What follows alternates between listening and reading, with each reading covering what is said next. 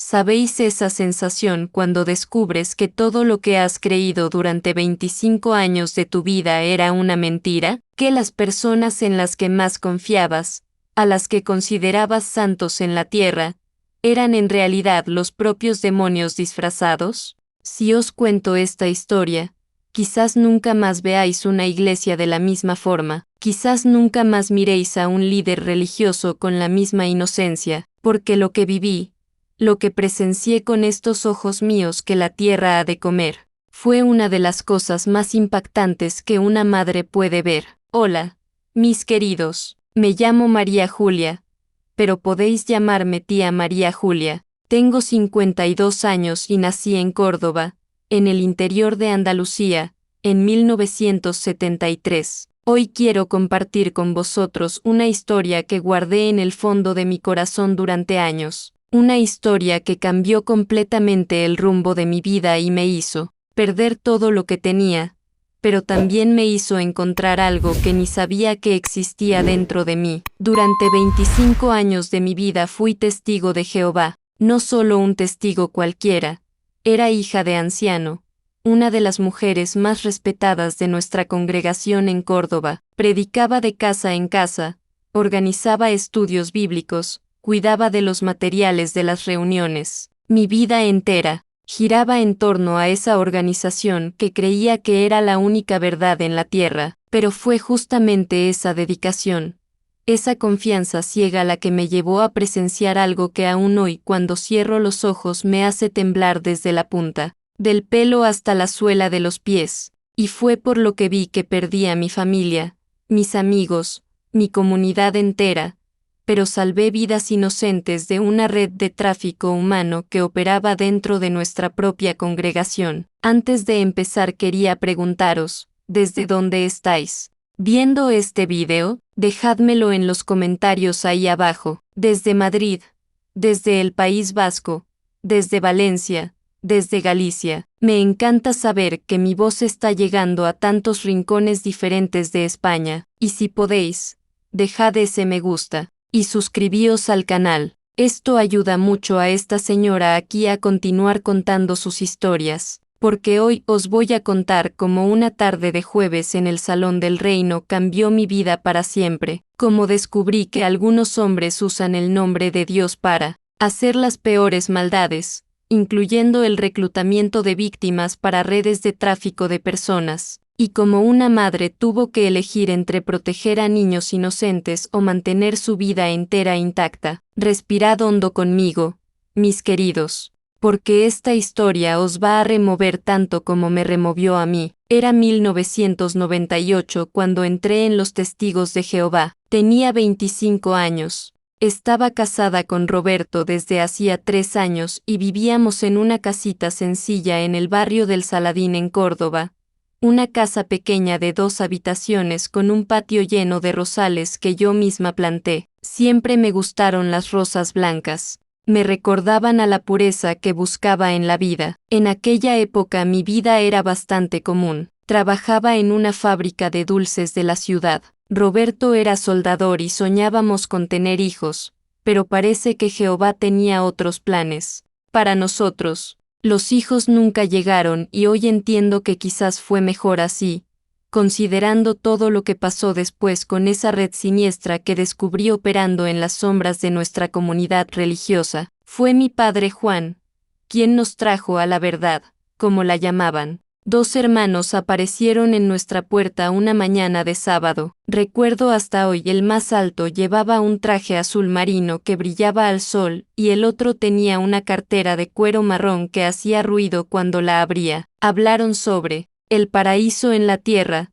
sobre el nuevo orden mundial que Jehová estaba preparando, sobre cómo solo los elegidos serían salvados en el Armagedón. Aquellas palabras entraron en mi corazón como agua en el desierto. ¿Sabéis cómo es cuando estás perdida en la vida y alguien aparece ofreciéndote todas las respuestas? Fue exactamente eso lo que sentí. Hablaban con tanta certeza, con tanta convicción, que pensé, esto es lo que estaba buscando sin saberlo. Empezamos. Los estudios bíblicos todos los martes a las 7 de la tarde. Me arreglaba como si fuera a una fiesta. Me ponía mi vestido azul claro que siempre me gustó. Me recogía el pelo en un moño bajo. Me ponía un pintalabios rosado muy clarito. Roberto, al principio se resistió un poco, pero después fue involucrándose también. Decía que le gustaba verme tan contenta estudiando aquellos libros. El salón del reino de nuestra congregación estaba en la calle Gran Capitán,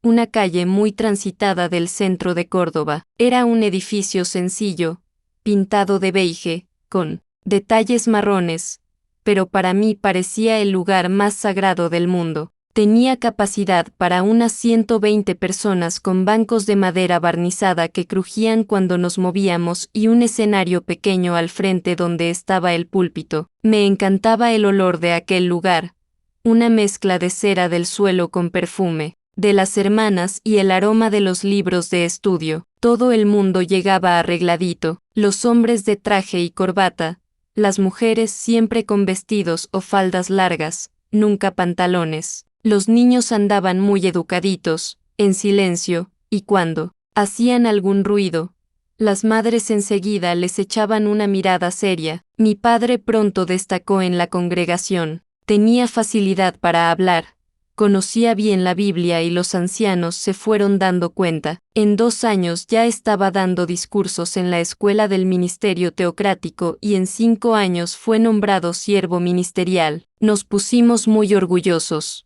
Ser siervo ministerial era un gran reconocimiento en la organización. Me bauticé en abril de 2001 en una asamblea de distrito en Sevilla. Lo recuerdo como si fuera ayer. Bajé a esa piscina temporal que montaban en el pabellón con el agua fría que me dio un escalofrío de la cabeza a los pies. Cuando salí de esa agua, sentía que estaba renaciendo, que mi vida anterior había quedado atrás y ahora era una nueva criatura. Las reuniones eran 3 veces por semana. Domingo por la mañana teníamos el discurso público y el estudio de la Atalaya. Martes por la noche era la escuela del ministerio teocrático con el estudio del libro y jueves era la reunión de servicio. Nunca faltaba. Llegaba siempre para ayudar con los preparativos. Colocaba las revistas, preparaba el sonido, organizaba las sillas para los niños pequeños. Mi vida social pasó a girar completamente en torno a la congregación. Nuestros amigos eran solo los testigos. Nuestras fiestas eran solo con los hermanos. Nuestros paseos eran solo con familias de la organización. Nos reuníamos los fines de semana para comidas después de las reuniones. Hacíamos picnics en los jardines de la Victoria. Celebrábamos cumpleaños, solo cumpleaños, porque las otras fechas conmemorativas estaban prohibidas. Me sentía especial, elegida. Sabíamos cosas que el mundo no sabía. Teníamos acceso a verdades que solo nosotros conocíamos. Cuando salía a predicar de casa en casa, las mañanas de sábado, sentía que estaba haciendo la obra más importante del mundo, salvando vidas. Llevaba mi cartera marrón igualita a la de aquellos primeros hermanos, llena de revistas La Atalaya, y «Despertad», y tocaba los timbres con el corazón lleno de propósito. La gente del barrio ya me conocía. Ahí viene la testigo de Jehová, decían algunos. Unos cerraban la puerta en las narices, otros me escuchaban con educación y algunos pocos mostraban interés. No me importaba el rechazo. Aprendíamos que era persecución porque estábamos predicando la verdad. Roberto también se fue involucrando cada vez más. Empezó a acompañar las partes de la escuela, a dar comentarios durante los estudios y en 2005 también fue nombrado siervo ministerial. Nuestra casa se convirtió en punto de encuentro de los hermanos. Todas las semanas había alguien para comer con nosotros después de la reunión del domingo. En 2008, mi padre fue nombrado anciano. Lloré de emoción aquel día. Anciano era el cargo más alto que un hombre podía alcanzar en la congregación. Eran los pastores del rebaño, los representantes directos de la organización, hombres que recibían dirección del Espíritu Santo de Jehová. Mi padre pasó a formar parte del cuerpo de ancianos, participaba en las reuniones privadas de ellos, ayudaba en las decisiones importantes de la congregación. Con ese nombramiento, nuestra familia ganó aún más respeto. Yo era hija de anciano y eso me daba una posición especial entre las hermanas. Las más jóvenes venían a pedirme consejos, me invitaban a estudiar juntas, querían saber cómo conseguía ser tan espiritual. Me sentía como una madre espiritual para muchas de ellas. Fue hacia 2010 cuando llegó a nuestra congregación el anciano Marcos Fernández. Venía de una congregación de Madrid y había sido trasladado a Córdoba por cuestiones de trabajo. Marcos tenía unos 45 años, estaba casado con la hermana Soledad, no tenían hijos y pronto destacó por su oratoria y conocimiento bíblico. El anciano Marcos era un hombre de presencia marcante, alto de 180, cabello canoso, siempre bien peinado, hacia atrás.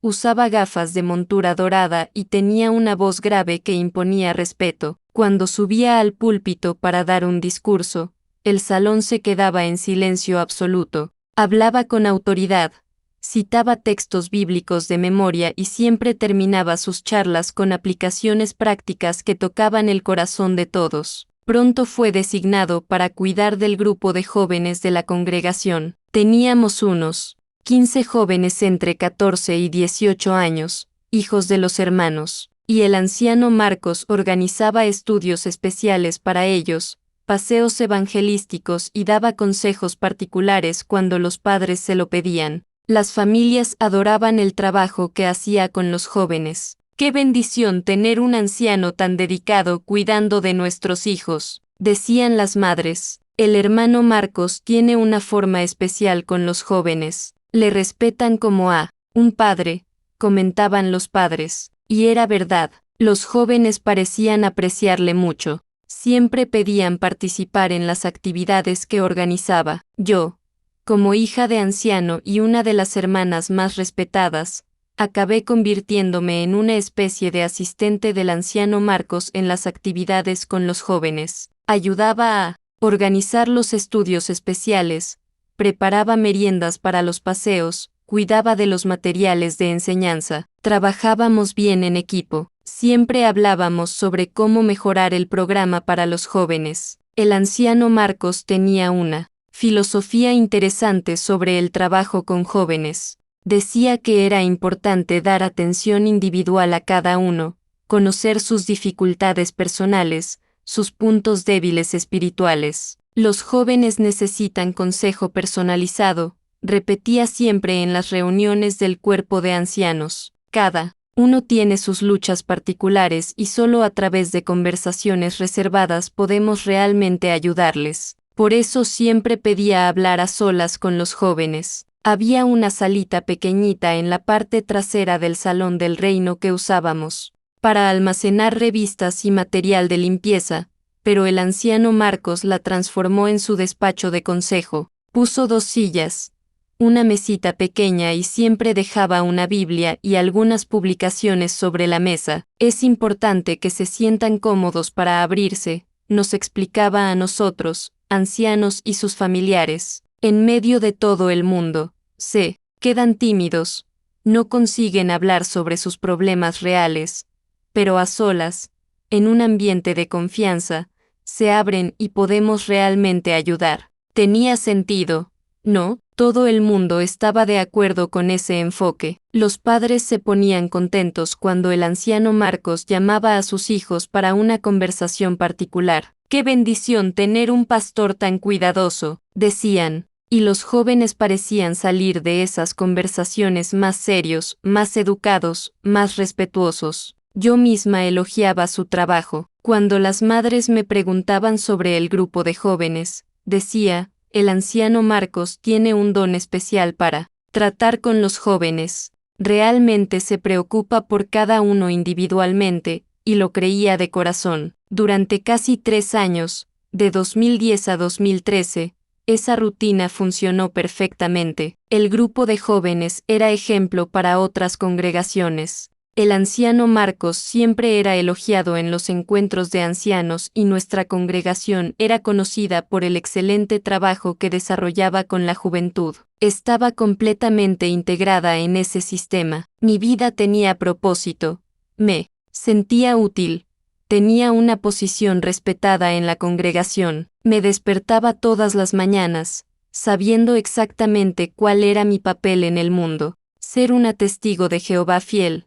Ayudar en la obra de salvación, preparar personas para el nuevo mundo que estaba llegando. Lo que no sabíamos entonces era que esa salita se convertiría en el centro de operaciones de algo mucho más siniestro que simples consejos espirituales, algo que involucraba la identificación y preparación de jóvenes vulnerables para una red de tráfico humano que operaba bajo la fachada de obra misionera especial. Pero sabéis cuando tienes esa sensación extraña, como si algo no estuviera bien, pero no consigues poner el dedo en donde está el problema. A veces sentía eso, principalmente cuando observaba a algunos jóvenes después de las conversaciones con el anciano Marcos. Algunas chicas se quedaban más calladas, más retraídas. Julia, hija de la hermana Carmen, que siempre fue una joven, alegre y participativa, después de algunas sesiones de consejo con el anciano Marcos, se quedó más seria, más cerrada. Cuando le preguntaba si todo estaba bien, solo sonreía forzadamente y decía que estaba aprendiendo mucho con los consejos espirituales. Camila, de 16 años, hija del siervo ministerial José, también cambió después de empezar a tener esas conversaciones particulares. Ella, que siempre se ofrecía para ayudar en las actividades de la congregación, pasó a evitar quedarse sola con adultos. Siempre buscaba excusas cuando le pedía ayuda con algo, pero yo atribuía esos cambios al crecimiento espiritual. Están madurando, pensaba. El anciano Marcos las está ayudando a ser más serias sobre la verdad. Nunca se me pasó por la cabeza que pudiera estar pasando algo mucho más grave, algo relacionado con una red de tráfico humano que usaba nuestra congregación como fachada para reclutar víctimas jóvenes e inocentes. El tiempo fue pasando y continuaba mi rutina de siempre. Los jueves siempre llegaba una hora antes de la reunión para preparar los materiales, organizar las sillas, probar el sonido. Era mi forma de servir a Jehová, demostrar mi dedicación. Roberto normalmente venía directo del trabajo al salón, así que siempre llegaba sola a esos preparativos. Era una tarde de jueves, 14 de marzo de 2013, una fecha que quedó grabada en mi memoria como fuego en la piel. El cielo estaba nublado de esa manera que parece que va a llover. Pero no llueve. Había un vientecillo fresco que movía las cortinas del salón cuando abrí las ventanas para airear. Llegué a las 5:30 de la tarde, como siempre. La reunión empezaría a las 7, así que tenía una hora y media para dejarlo todo listo. Cogí las llaves del hermano Antonio, que vivía al lado del salón y era responsable de abrir y cerrar el local. Entré por la puerta principal, encendí las luces y empecé mi rutina de siempre. Primero probé el micrófono, después organicé las sillas en filas derechitas, puse las revistas en sus sitios y preparé los materiales para la reunión de servicio de aquella noche. Hacía todo esto tarareando bajito los cánticos del himnario. Era feliz haciendo este servicio. Sentía que estaba contribuyendo a que las reuniones fueran edificantes para todos los hermanos. Era un jueves común, igualito a tantos otros jueves de los últimos 15 años de mi vida, pero lo que iba a presenciar en unos minutos cambiaría no solo mi vida, sino la vida de varias familias de nuestra congregación, y me haría descubrir una verdad aterradora sobre una red de tráfico humano que operaba en las sombras de nuestra propia comunidad religiosa. Eran casi las 6 cuando oí un coche aparcar delante del salón. Miré por la ventana y vi que era el anciano Marcos llegando solo. Extraño, pensé, normalmente llega más tarde junto con su mujer. Algunos minutos después, otro coche paró delante del salón. Era la hermana Vera, madre de Leticia, una joven de 16 años que había empezado a frecuentar nuestra congregación. Recientemente, Vera dejó a su hija delante del salón y se fue, probablemente pensando que la chica se quedaría ayudando con los preparativos de la reunión. Leticia entró saludándome educadamente. Era una chica guapa, rubia, con ojos azules y acababa de cumplir 16 años. Su familia se había mudado a Córdoba hacía pocos meses y aún se estaban adaptando a nuestra congregación. Buenas tardes, hermana María Julia, dijo alegremente. Vine a ayudar con los preparativos de la reunión. ¡Qué bien!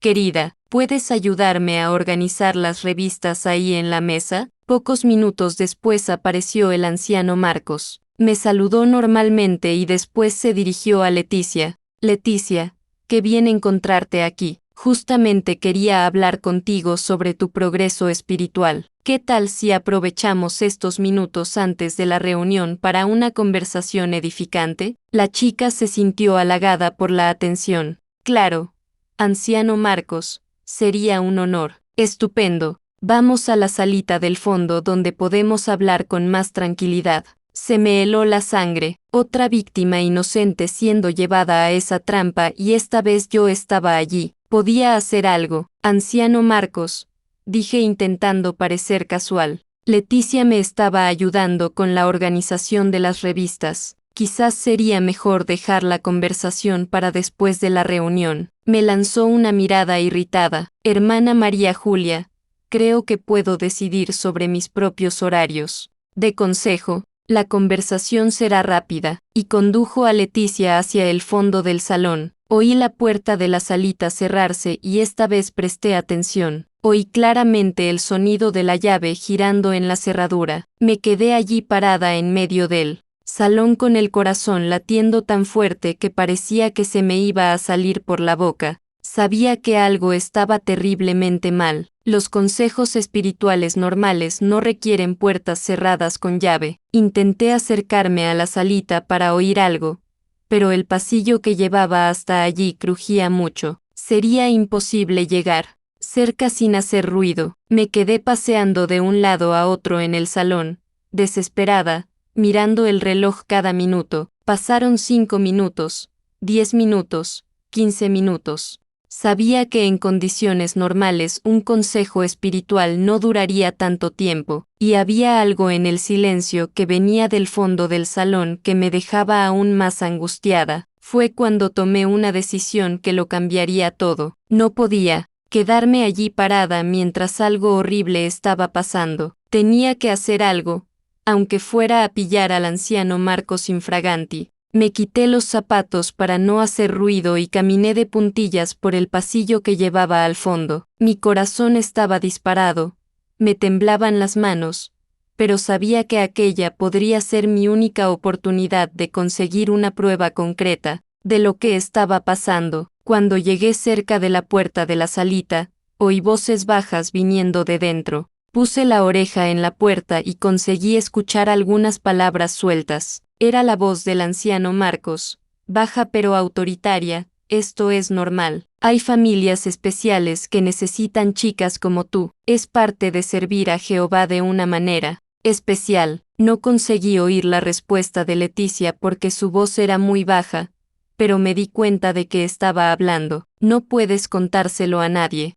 ¿Entendido? Esto es entre nosotros y Jehová. Hay hermanos en otros países que necesitan compañía espiritual especial. Tus padres no lo entenderían, hasta pueden impedirte continuar en la organización. Más silencio, y entonces oí un sonido que me heló completamente. Era un gemido bajo de dolor o incomodidad, claramente de Leticia. Quieta, no hagas ruido, es solo una preparación. Las familias especiales requieren chicas preparadas. No aguanté más. Sabía que si no actuaba en ese momento, sería cómplice de ese crimen. Con el corazón en la garganta probé a girar el pomo de la puerta. Estaba cerrada con llave, como esperaba, pero recordé que había una segunda entrada a esa salita, una puerta que daba al patio trasero que usábamos para llevar material de limpieza. Esa puerta normalmente solo estaba entornada, no cerrada con llave.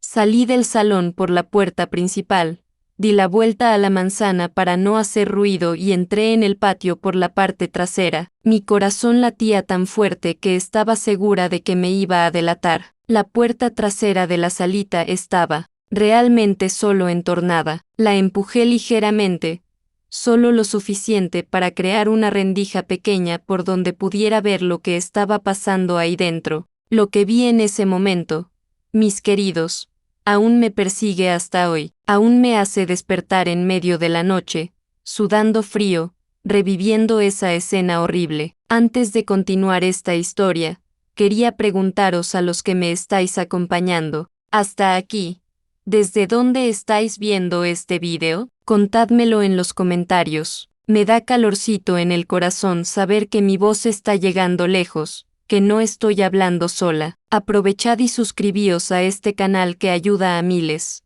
de mujeres en toda España a encontrar fuerza para enfrentar sus propias batallas. Lo que vi a través de esa rendija de la puerta fue la cosa más impactante, más repugnante, más devastadora que mis ojos han presenciado en 45 años de vida. Leticia estaba sentada en una silla con los ojos cerrados, lágrimas corriendo por la cara, mientras el anciano Marcos le hacía fotos con una cámara profesional. Había documentos esparcidos sobre la mesa con lo que parecían ser contratos o formularios. Estas fotos son para las familias especiales que te van a acoger. Le oía decir, son hermanos ricos de otros países que necesitan compañía espiritual. La chica intentó decir algo, pero él rápidamente continuó, SHH, es parte del proceso. Pronto vas a viajar para servir a Jehová de una manera especial. Hay una congregación en el extranjero que necesita jóvenes devotas como tú. Lo que estaba presenciando era el reclutamiento para una red de tráfico humano disfrazada de obra misionera. En ese momento presencié cómo ese hombre que todos respetaban como pastor del rebaño, estaba preparando a una chica de 16 años para ser enviada a una red de explotación, usando su autoridad espiritual y documentos falsificados que hacían todo parecer legítimo. Vi cómo le mostraba fotos de otras chicas jóvenes, aparentemente anteriores víctimas, diciéndole, mira qué felices están estas hermanas sirviendo en congregaciones especiales. Tú también vas a ser muy feliz. Las fotos mostraban chicas sonriendo forzadamente, con ropas elegantes, pero había algo en sus ojos que revelaba terror. Este contrato es tu pasaporte al paraíso terrenal, le decía mientras le mostraba un documento oficial con sellos aparentemente legítimos. Solo necesitas firmar aquí y pronto estarás sirviendo a Jehová en lugares maravillosos, con familias que cuidarán muy bien de ti. Leticia, con la inocencia de sus 16 años y el condicionamiento religioso de años, preguntó temblorosa, ¿mis padres no pueden venir conmigo? No, querida, respondió con una sonrisa que me dio escalofríos. Este servicio es solo para jóvenes especiales como tú. Tus padres no lo entenderían, pero no te preocupes. Las familias que te van a recibir te tratarán como a una hija. Sentí una mezcla de asco, rabia y desesperación tan intensa que pensé que iba a vomitar allí mismo. Me temblaban tanto las piernas que apenas conseguía mantenerme en pie, pero sabía que ese era el momento decisivo. Era ahora o nunca. Lo que estaba presenciando no era solo abuso sexual, era algo mucho peor. Era el reclutamiento sistemático para una red internacional de tráfico humano que usaba la cobertura religiosa para operar. Esas familias especiales no eran familias devotas, eran compradores de seres humanos. Respiré hondo, empujé la puerta con fuerza y entré en la salita, como un huracán. Suelta a esa chica ahora mismo. El anciano Marcos se apartó de Leticia inmediatamente con una expresión de shock absoluto en la cara. Rápidamente guardó la cámara y los documentos en una maleta que tenía preparada, mostrando que tenía todo planificado para situaciones como esta. La chica se encogió en el rincón de la salita, sollozando de miedo y vergüenza. Hermana María Julia, exclamó intentando recuperar la compostura mientras cerraba la maleta con llave. ¡Qué susto me has dado! Solo estaba explicando a la Hermana Leticia, sobre oportunidades especiales de servicio misionero. He visto lo que estabas haciendo. Grité sin importarme si alguien iba a oír. He visto esa cámara, esos contratos, esas fotos de otras chicas. Esto no es obra misionera. Esto es tráfico de personas. El cambio en su comportamiento fue inmediato. El semblante respetuoso desapareció y vi emerger su verdadero carácter. Frío, calculador, amenazante. Hermana María Julia, estás muy confundida. Solo estaba explicando a la hermana Leticia sobre oportunidades benditas de servir a Jehová, en congregaciones especiales del extranjero, familias devotas que necesitan compañía espiritual. Mentiroso, grité otra vez. He visto los documentos, las fotos, la forma como la estabas condicionando. Esto es preparación para tráfico humano. Era obvio que me había descubierto algo mucho peor de lo que jamás imaginé. Leticia estaba aterrorizada, mirando de mí a él sin saber qué hacer. El anciano Marcos se acercó a ella y dijo con una voz baja pero clara: Leticia, ¿sabes qué? Nuestra conversación era sobre servir a Jehová en misiones especiales, ¿verdad?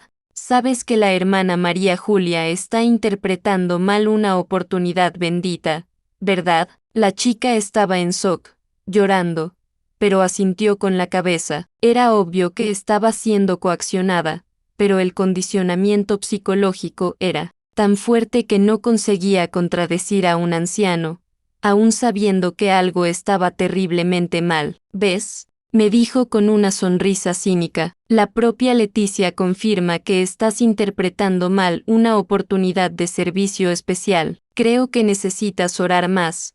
Hermana María Julia, puede ser que Satanás esté influyendo en tu mente para ver maldad donde solo hay servicio devoto. Esa inversión de la situación, acusarme de estar bajo influencia satánica por denunciar lo que claramente era preparación para tráfico humano, me indignó aún más. Leticia, le dije acercándome a la chica, querida, mírame, no tienes que tener miedo. Lo que te estaba preparando no es servicio a Dios, es algo muy peligroso. No.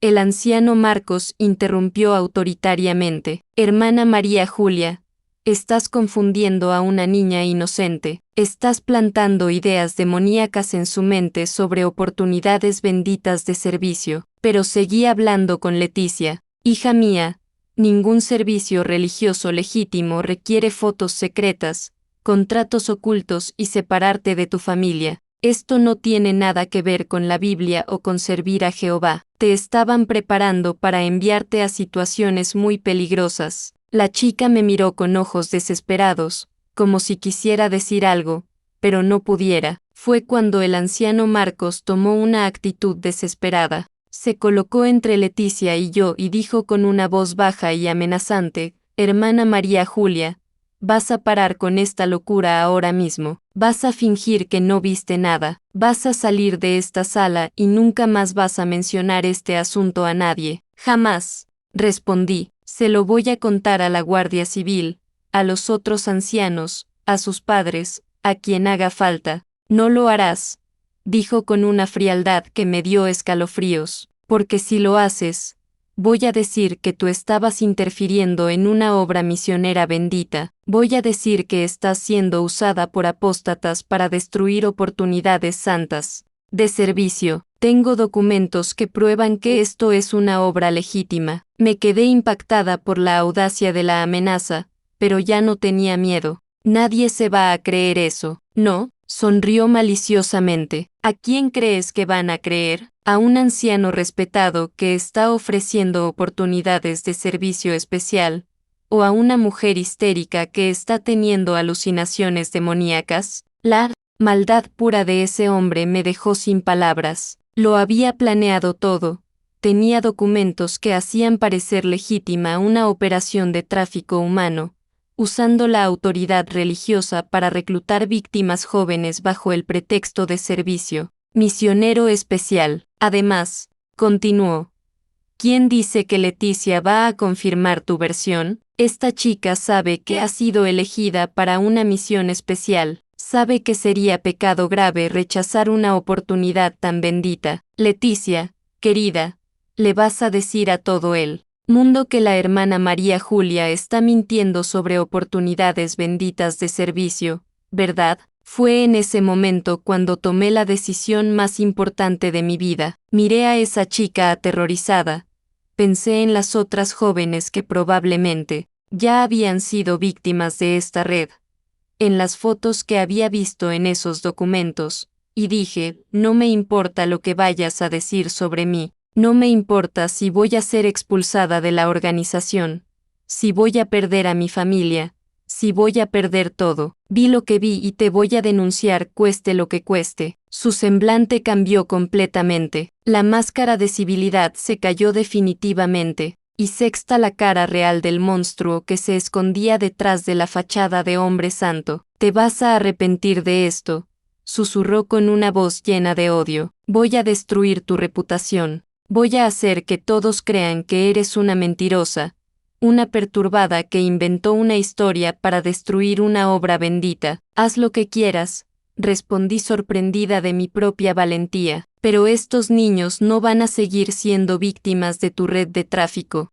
Cogí a Leticia de la mano, que estaba temblando como una hoja, y dije, vámonos de aquí, querida, te voy a llevar a casa y hablar con tus padres. No lo harás, dijo bloqueando nuestro paso. Leticia se va a quedar aquí conmigo hasta que esté seguro de que ha entendido bien cuál es la versión verdadera de los hechos, que esto era una oportunidad bendita que tú malinterpretaste. Apártate, grité con una fuerza que no sabía que tenía. Fue cuando pasó algo que me sorprendió completamente. Leticia, que hasta entonces estaba en shock, de repente encontró su voz. Quiero irme, dijo bajito. Por favor, hermana María Julia, llévame a casa. El anciano Marcos se puso furioso. Leticia, no entiendes lo que estás haciendo. Estás rechazando una oportunidad bendita de servir a Jehová. Estás dejando que una mujer perturbada te convenza de que algo santo era malo. Pero la chica movió la cabeza y repitió, quiero irme a casa. Empujé al anciano Marcos a un lado. No esperaba resistencia física y le pilló por sorpresa. Salí de la salita con Leticia. Esto no se va a quedar así, gritó detrás de nosotras. Os vais a arrepentir. Voy a acabar con las dos. Habéis destruido una obra sagrada. Llevé a Leticia a la parte delantera del salón. Estaba en estado de shock, llorando compulsivamente, temblando. Me senté con ella en uno de los bancos e intenté calmarla. Leticia, querida, ahora estás segura, ya no te va a hacer daño. Hermana María Julia, dijo entre sollozos, me dijo que era normal, que era parte del servicio a Jehová, que había familias especiales que cuidarían de mí mejor que mis propios padres. Me mostró fotos de otras chicas que decía que estaban muy felices en sus nuevas familias. No es normal, hija mía, nunca fue normal. Te mintió. Esas familias especiales no son familias devotas, son parte de una red de tráfico de personas. Pero él es anciano, dijo confundida. ¿Cómo puede un anciano mentir sobre cosas de Jehová? Esa pregunta inocente me partió el corazón. ¿Cómo explicar a una chica de 16 años que había crecido respetando la autoridad religiosa, que algunos hombres usan esa autoridad para hacer el mal más terrible? Leticia, no todos los hombres que se dicen siervos de Dios son realmente siervos de Dios. Algunos son lobos disfrazados de ovejas. Y este hombre no te estaba preparando para servir a Dios, te estaba preparando para ser vendida como esclava. En ese momento oí pasos pesados viniendo del fondo del salón. El anciano Marcos se estaba acercando con su maleta en la mano y por la expresión de su cara sabía que la batalla apenas había empezado. Bien, dijo con una voz fría, ya que habéis elegido este camino, vamos a ver quién va a salir victorioso de esta guerra. Tengo contactos en la organización que os van a hacer la vida imposible, y tengo documentos que prueban que esta era una obra legítima que vosotras habéis saboteado. Era una amenaza clara y sabía que a partir de ese momento mi vida como testigo de Jehová había acabado, pero mirando a Leticia, aún temblando a mi lado, sabía que había hecho lo correcto. Lo que siguió fue una batalla legal que duró años. Cuando empezaron a llegar los primeros hermanos para la reunión, el anciano Marcos ya había preparado su versión de los hechos. Según él, yo había invadido una sesión de consejo legítimo y había malinterpretado una oportunidad bendita de servicio misionero. Los hermanos que llegaron se quedaron consternados al ver la escena, Leticia llorando,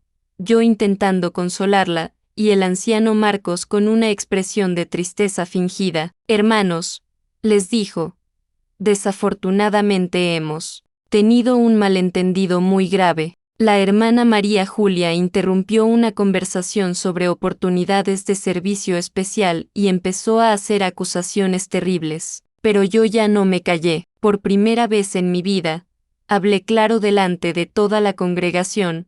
Este hombre no estaba dando consejos espirituales. Estaba reclutando a Leticia para una red de tráfico humano. Vi los documentos, las fotos, la forma como la estaba condicionando. El silencio que siguió fue sepulcral. Nadie esperaba que acusara directamente a un anciano de algo tan grave. Las miradas se dirigían alternativamente hacia mí, hacia Leticia y hacia el anciano Marcos. Hermanos, dijo él con voz controlada. Lamentablemente la hermana María Julia está bajo una fuerte influencia demoníaca. Está viendo maldad donde solo hay servicio sagrado. Tengo todos los documentos que prueban la legitimidad de estos programas de servicio especial. Fue cuando Leticia, reuniendo todo su coraje, habló con voz temblorosa. No era servicio sagrado. Me estaba haciendo fotos raras y me dijo que tenía que irme lejos de mis padres. El testimonio de Leticia cambió todo el ambiente. Varios hermanos se acercaron preocupados,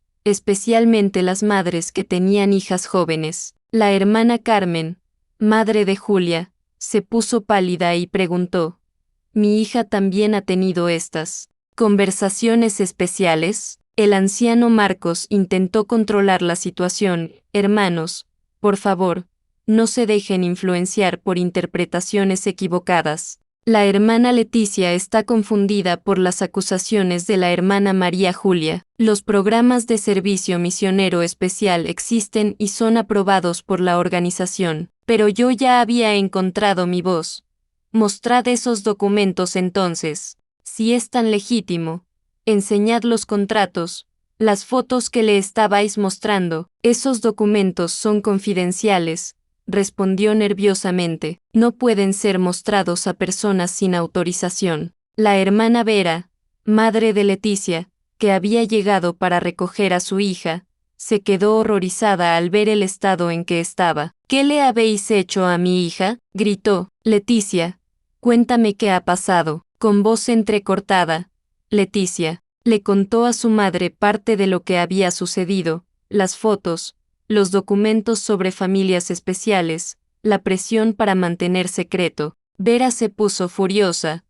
¿Cómo os atrevéis a fotografiar a mi hija sin mi permiso? ¿Qué clase de programa es ese? El anciano Pablo, que había llegado al escuchar los gritos, intentó calmar la situación. Hermanos, creo que hay un malentendido grave aquí. Necesitamos investigar esto con calma. Pero yo ya sabía que la organización protegería al anciano Marcos. No va a haber ninguna investigación interna. Esto va directamente a la Guardia Civil. No pueden llevar asuntos internos de la congregación a las autoridades mundanas, protestó el anciano Marcos. Eso es apostasía. Es apostasía proteger a traficantes de personas, respondí firmemente. Lo que descubrí después, durante la investigación policial, fue aún más terrible. El anciano Marcos era parte de una red internacional que operaba en varias congregaciones de testigos de Jehová en Europa y América Latina. Usaban la cobertura religiosa y la autoridad espiritual para identificar jóvenes vulnerables de familias devotas. La estrategia era siempre la misma. Primero ganaban la confianza de los padres siendo ancianos ejemplares, después identificaban a las chicas más bonitas y obedientes, las condicionaban gradualmente con consejos especiales, y finalmente las reclutaban para programas misioneros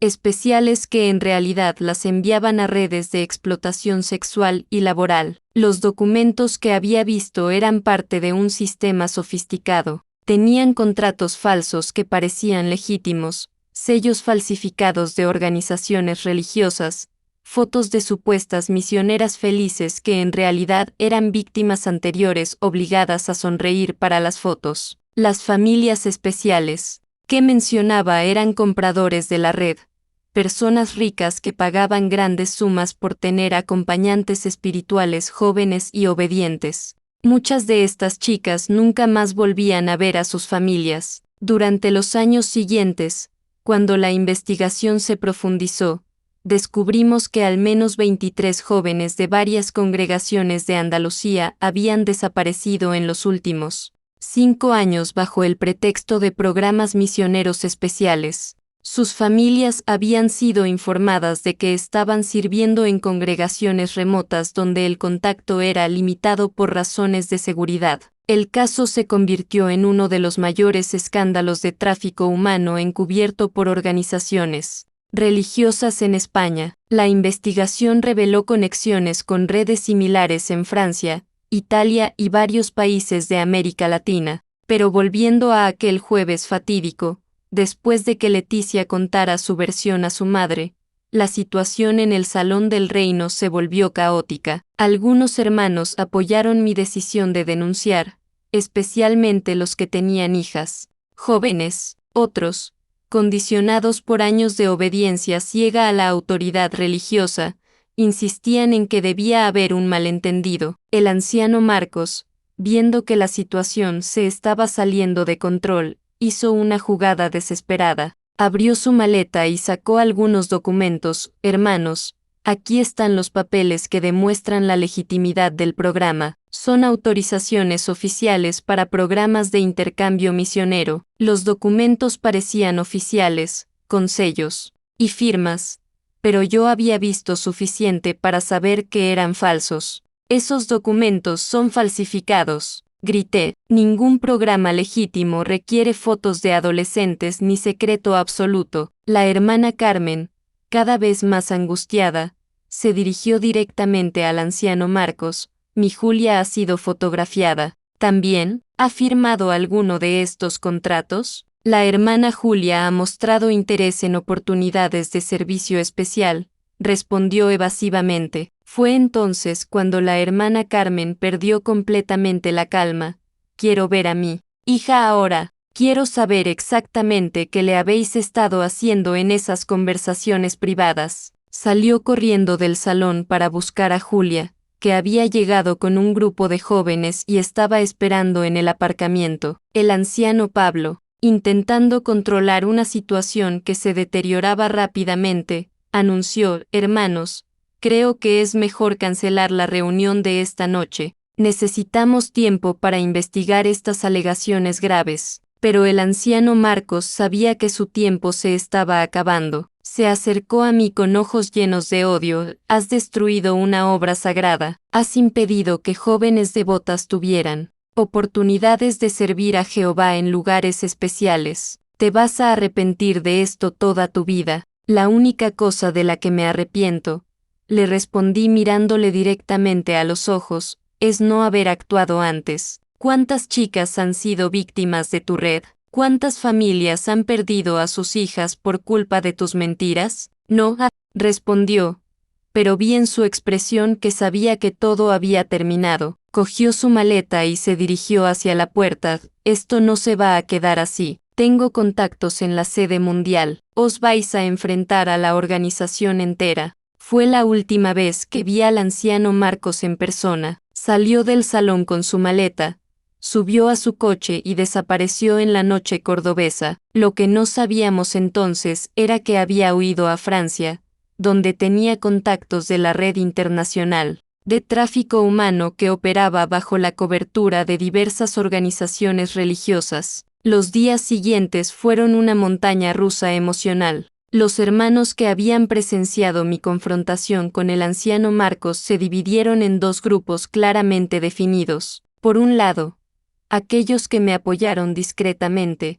especialmente las madres de jóvenes que empezaron a hacer preguntas incómodas sobre los consejos especiales de sus hijas. Por otro lado, la mayoría que se aferró a la versión oficial de la organización. Yo era una mujer perturbada que había malinterpretado una obra bendita de servicio misionero. La hermana Carmen fue la primera en aproximarse a mí después del escándalo inicial. Me encontró en el supermercado 3 días después de aquel jueves fatídico. María, me dijo con voz temblorosa, necesito saber la verdad sobre Julia. Anoche la encontré llorando en su habitación y cuando le pregunté qué pasaba, solo repetía, ya no quiero más consejos especiales, mamá, ya no quiero que me hablen de familias especiales. Le conté todo lo que había observado durante meses, los cambios de comportamiento, las señales de trauma, el patrón sospechoso de selección de víctimas. Carmen se puso pálida cuando le expliqué lo que había presenciado en la salita. Dios mío, susurró. Y yo que estaba orgullosa de que un anciano tan respetado se interesara tanto por mi hija. Esa misma noche, Carmen habló con Julia. La chica, sintiendo finalmente que podía confiar en alguien, se derrumbó y contó toda la verdad. No solo había sido víctima de abuso sexual durante los consejos espirituales, sino que el anciano, Marcos, le había mostrado los mismos documentos y fotos que yo había visto, preparándola para ser enviada a una familia especial en el extranjero. Me decía que era una oportunidad única de servir a Jehová de una manera especial. Lloró Julia en brazos de su madre, que las familias ricas de otros países necesitaban compañeras espirituales jóvenes y devotas, y que yo había sido elegida por mi belleza y pureza espiritual. Me mostraba fotos de otras chicas supuestamente felices sirviendo en congregaciones extranjeras, pero había algo en sus ojos. Parecían muertas por dentro. La revelación de Julia fue como una piedra lanzada a un estanque, creando ondas que se extendieron por toda la congregación. Carmen, armada de valor maternal, buscó a otras madres y empezó a hacer las preguntas correctas. La hermana Rosana, madre de Camila, inicialmente se resistió, pero cuando confrontó a su hija con información específica que Carmen había compartido, la verdad salió a la luz. Camila no solo había sido abusada sexualmente durante más de un año, sino que estaba en las fases finales del proceso de reclutamiento. El anciano Marcos le había dicho que en pocas semanas viajaría a una congregación especial en Bélgica, donde una familia devota la estaría esperando. Le había dado incluso un pasaporte falsificado con su foto, diciéndole que era su pasaporte al paraíso terrenal. Mamá, sollozó Camila, me dijo que si contaba algo, no solo sería expulsada de la organización, sino que Jehová me castigaría terriblemente, y también amenazó con hacer daño a nuestra familia si no obedecía. Tenía tanto miedo que ya había aceptado irme. Creía que no tenía otra opción. La investigación que siguió reveló la verdadera magnitud de la red. El anciano Marcos no era solo un abusador individual, sino el coordinador regional de una organización criminal internacional que utilizaba congregaciones religiosas de diversas denominaciones como centros de reclutamiento.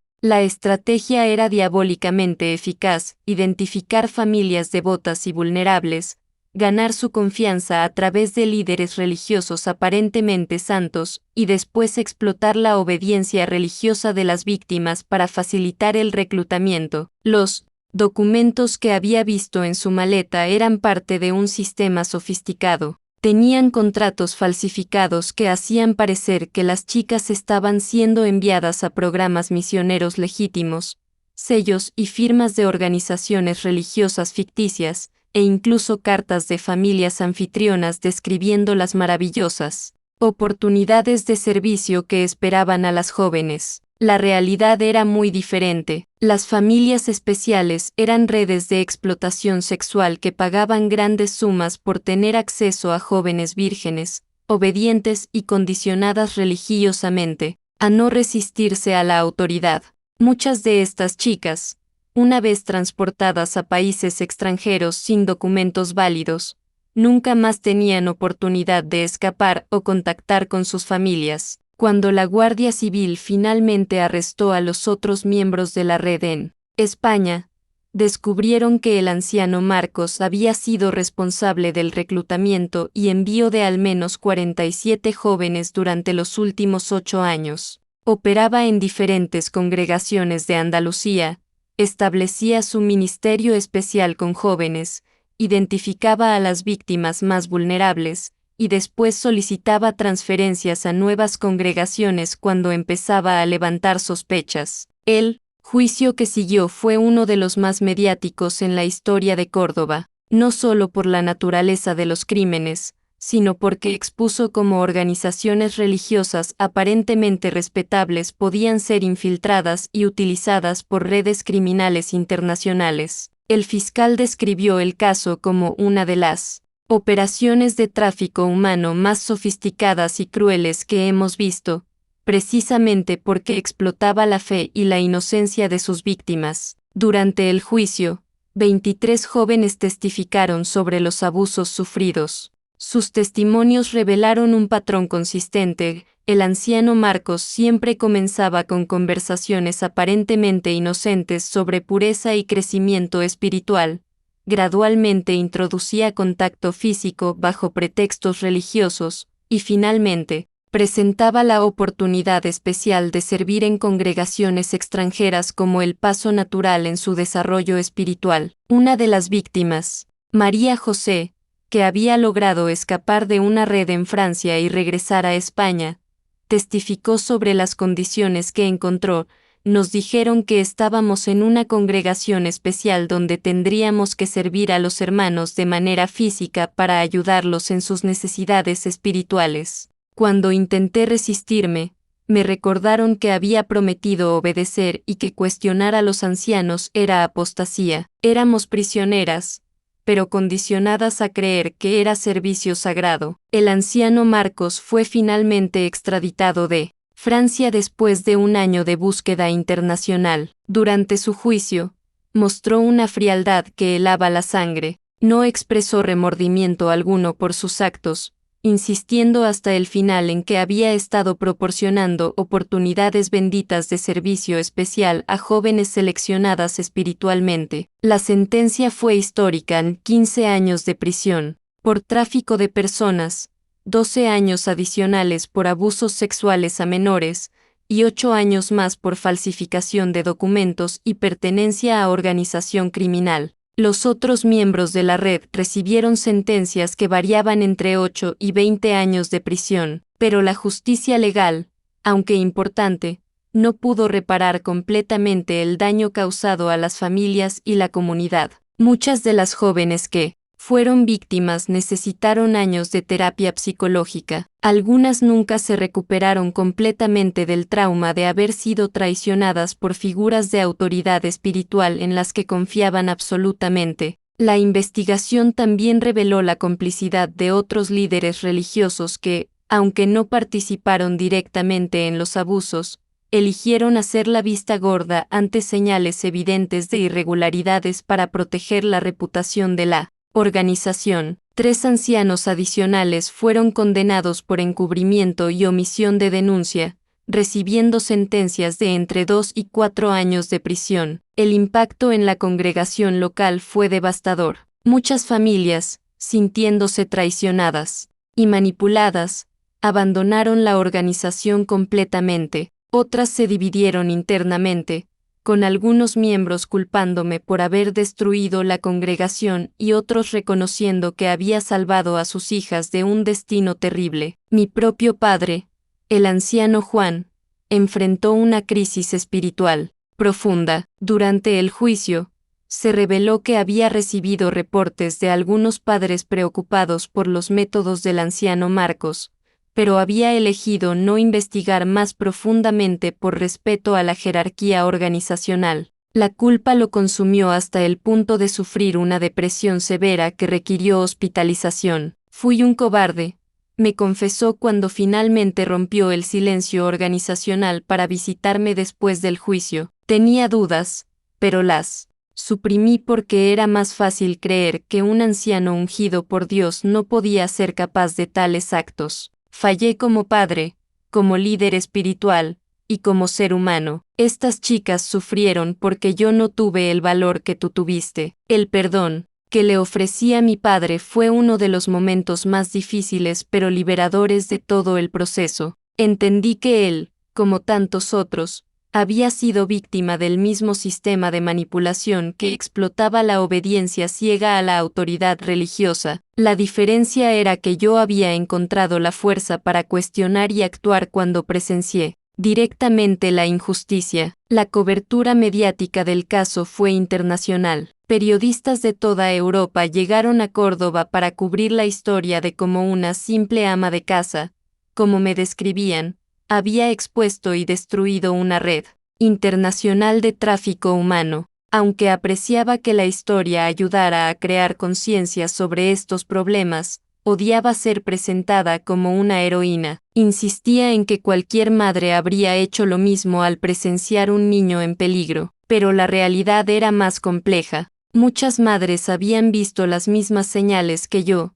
habían tenido las mismas dudas e intuiciones, pero habían elegido no actuar por miedo a las consecuencias sociales y espirituales. El condicionamiento religioso para no cuestionar la autoridad había sido tan efectivo que incluso madres amantes eligieron el silencio sobre la protección de sus propias hijas. Una de las cosas que más me impactó durante todo el proceso fue descubrir cuántas organizaciones similares operaban en toda España y Europa. La red desmantelada en Córdoba era solo una pequeña parte de un sistema mucho mayor que explotaba la confianza religiosa para fines criminales. Las autoridades identificaron conexiones con redes similares en Francia, Italia, Bélgica, Países Bajos y varios países de América Latina. El modus operandi era siempre el mismo: infiltrar organizaciones religiosas legítimas con miembros que parecían extremadamente devotos y dedicados,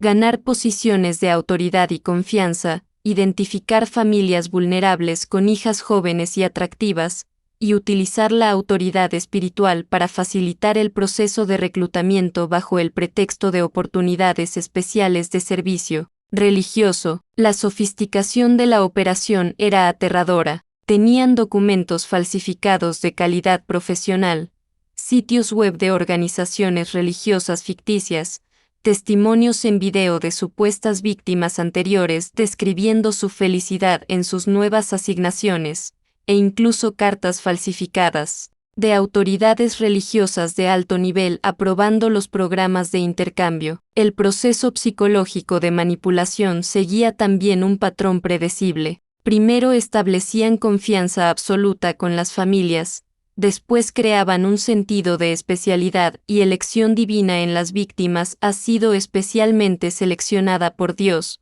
seguido de aislamiento gradual de influencias externas. Esto debe mantenerse secreto porque otros no entenderían, y finalmente la presentación de la oportunidad como un mandato divino al que resistirse sería pecado. Las víctimas eran condicionadas a creer que cualquier incomodidad o resistencia que sintieran era debilidad espiritual que debían superar. Si expresaban dudas, se les decía que era Satanás intentando impedir que cumplieran su misión divina. Esta manipulación psicológica era tan efectiva que muchas víctimas participaban voluntariamente en su propio secuestro, creyendo genuinamente que estaban sirviendo a Dios. El caso también expuso problemas sistémicos en cómo las organizaciones religiosas manejan acusaciones de abuso. La tendencia de resolver todo internamente sin involucrar autoridades competentes creaba ambientes perfectos para que predadores operaran con impunidad.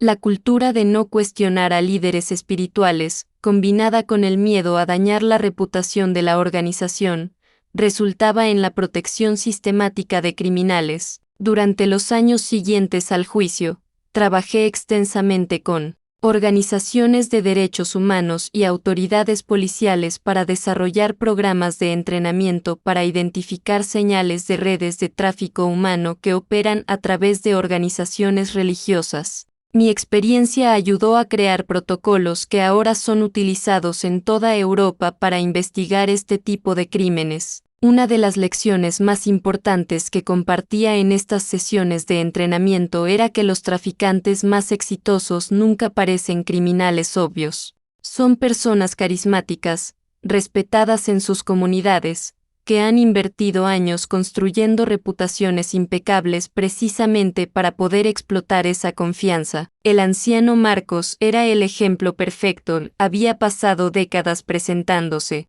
como un líder espiritual dedicado, acumulando credibilidad que después utilizaría para cometer sus crímenes más atroces. El impacto a largo plazo del caso se extendió mucho más allá de nuestra congregación local. Las autoridades españolas implementaron nuevos protocolos para investigar organizaciones religiosas cuando se reportan desapariciones de jóvenes, bajo circunstancias sospechosas. Se establecieron líneas telefónicas especializadas para reportar sospechas de reclutamiento religioso coercitivo, y se crearon programas de educación pública sobre las señales de advertencia de estas redes. Pero, quizás el cambio más significativo fue en la conciencia pública sobre cómo el abuso de autoridad espiritual puede facilitar crímenes horrendos. Las familias religiosas comenzaron a cuestionar prácticas que anteriormente aceptaban sin dudas, como reuniones privadas prolongadas entre líderes adultos y jóvenes, solicitudes de secretos sobre enseñanzas especiales, y presión para que los jóvenes participen en actividades sin la presencia o conocimiento de sus padres. Mi testimonio se convirtió en parte de un documental internacional sobre tráfico humano religioso que fue transmitido en más de 20 países. El objetivo era educar a las familias sobre cómo los traficantes explotan la fe y la confianza para reclutar víctimas. Aunque fue difícil revivir esos recuerdos frente a las cámaras, sabía que compartir mi historia podría prevenir que otras familias pasaran por el mismo horror. Una de las partes más emotivas del documental fue el reencuentro que organizaron con algunas de las jóvenes que habían sido víctimas del anciano Marcos. Verlas años después, ahora mujeres adultas que habían reconstruido sus vidas, fue increíblemente gratificante. Muchas se habían convertido en defensoras de otros supervivientes de tráfico humano,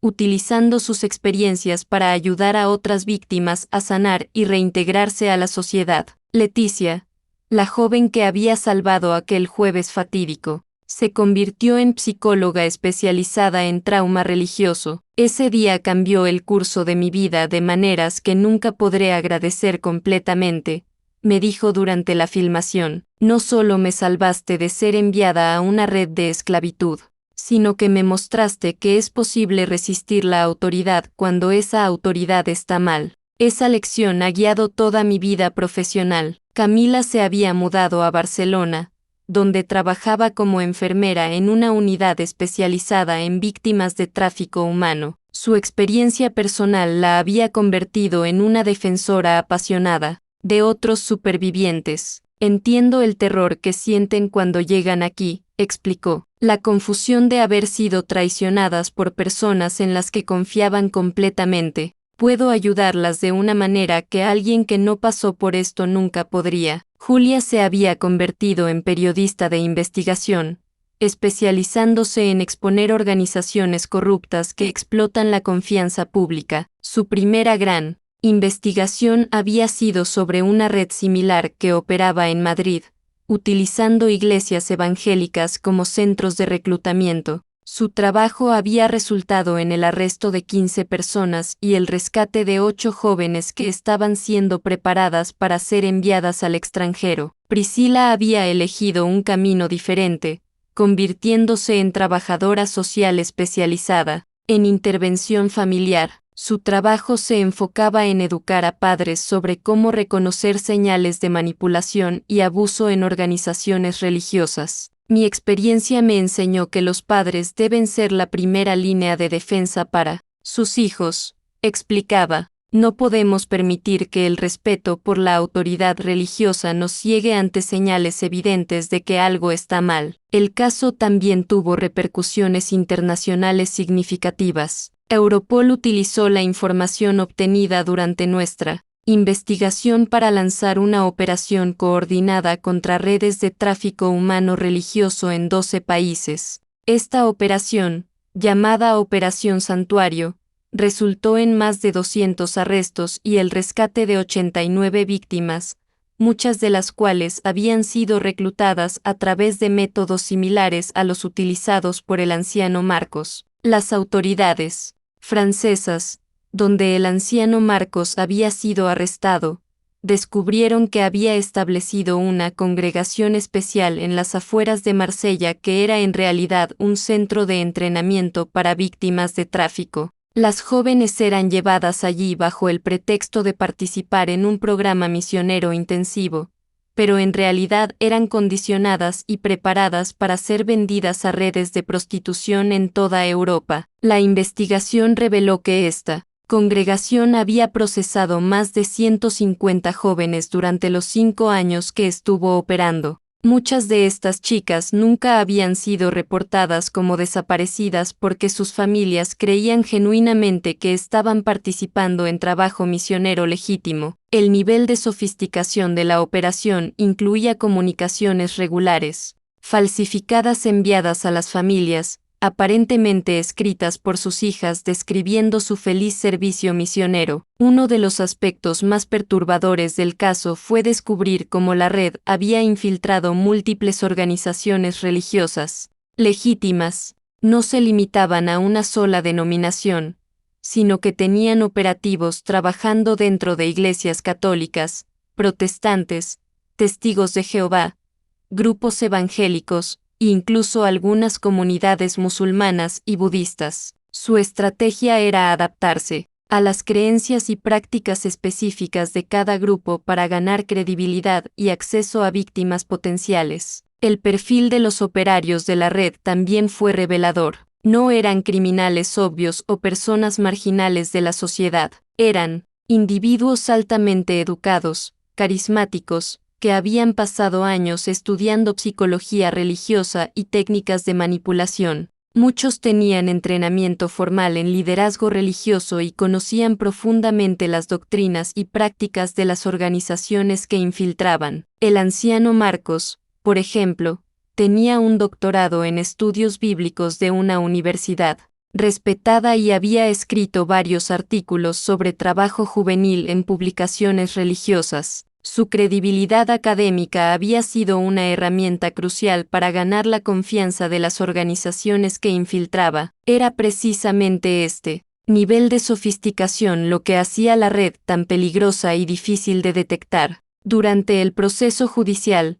uno de los aspectos que más me impactó fue el testimonio de otros miembros de la red que habían sido arrestados. Muchos de ellos también habían comenzado como víctimas que fueron gradualmente convertidas en victimarios. Era un ciclo perverso donde supervivientes de abuso eran condicionados a creer que su papel era ayudar a nuevas víctimas a entender su llamado especial. Una mujer llamada Carmen, que había sido reclutada cuando tenía 16 años y ahora tenía 35, explicó cómo fue transformada de víctima a reclutadora. Me dijeron que había sido tan exitosa en mi servicio especial que ahora tenía la responsabilidad de ayudar a otras jóvenes a encontrar las mismas oportunidades benditas. Me hicieron creer que estaba haciendo obra misionera, salvando almas. El lavado de cerebro fue tan completo que genuinamente creía estar haciendo el bien. Este testimonio me ayudó a entender por qué tantas víctimas inicialmente defendían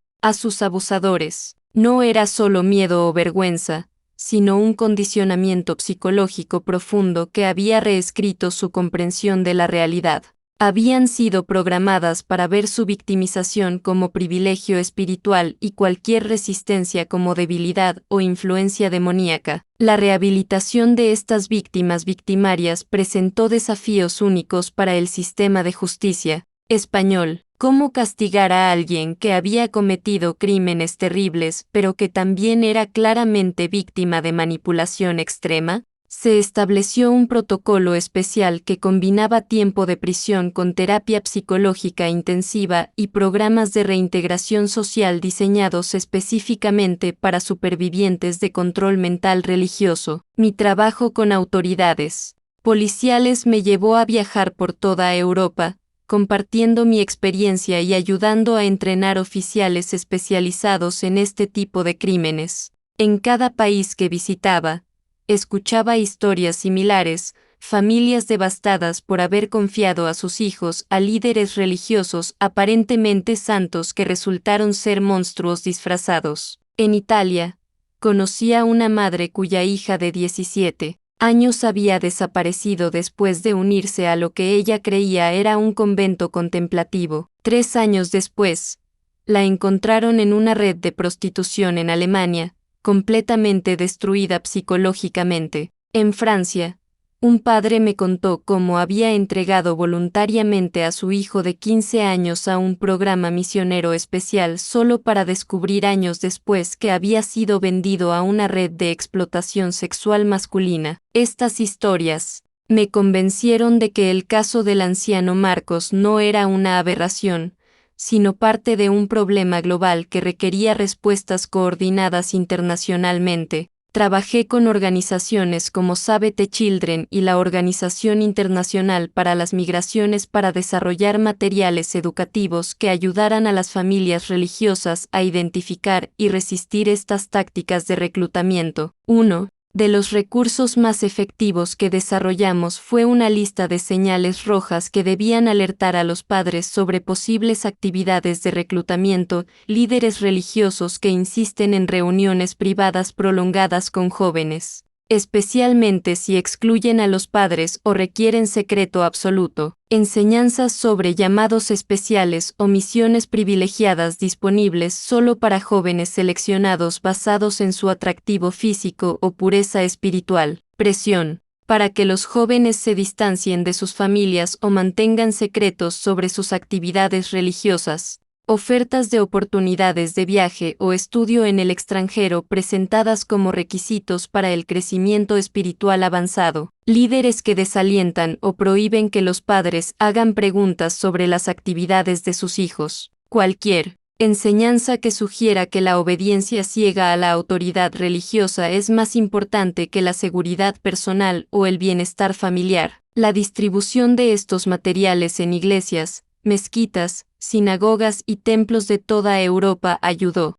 a prevenir numerosos casos de reclutamiento. Recibía regularmente cartas de padres que habían reconocido estas señales a tiempo y habían protegido a sus hijos de redes similares. Pero quizás el impacto más significativo de mi historia fue inspirar a otras víctimas y testigos a encontrar el valor para hablar. En los años siguientes al caso del anciano Marcos, docenas de personas se pusieron en contacto conmigo para contar sus propias experiencias con abusos religiosos o para pedir consejos sobre cómo reportar sospechas sin destruir sus vidas familiares y sociales. Una mujer de Valencia me escribió: "Tu historia me dio el valor para finalmente contar lo que me pasó en mi congregación hace 15 años. Durante todo este tiempo pensé que era mi culpa, que había seducido a nuestro pastor.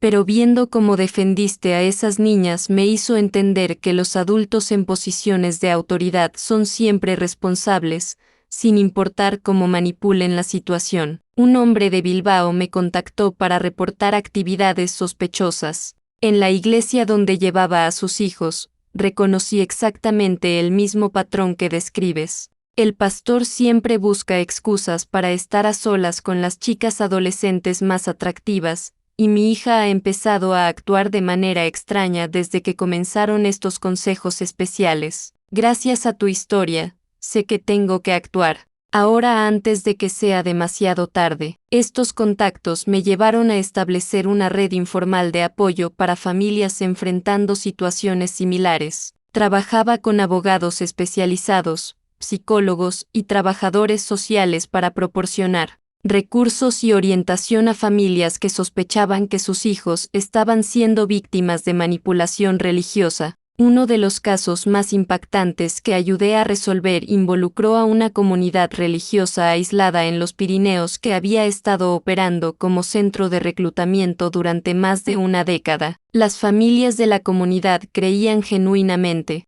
que estaban viviendo de acuerdo a principios bíblicos puros, pero gradualmente habían sido manipuladas para aceptar prácticas que facilitaban el abuso sistemático de sus hijos. El líder de la comunidad, que se hacía llamar Hermano Gabriel, había establecido un sistema donde las niñas, al llegar a los 14 años, eran consagradas a través de rituales secretos que incluían abuso sexual presentado como purificación espiritual. Los padres no participaban en estos rituales, pero habían sido condicionados a creer que cuestionar las prácticas del líder era apostasía que resultaría en condenación eterna. La comunidad había sido completamente aislada del mundo exterior. No tenían acceso a Internet, televisión o periódicos. Los niños eran educados dentro de la comunidad y tenían contacto limitado con personas externas. Este aislamiento hizo que las víctimas no tuvieran punto de referencia para entender que lo que estaban experimentando era abuso,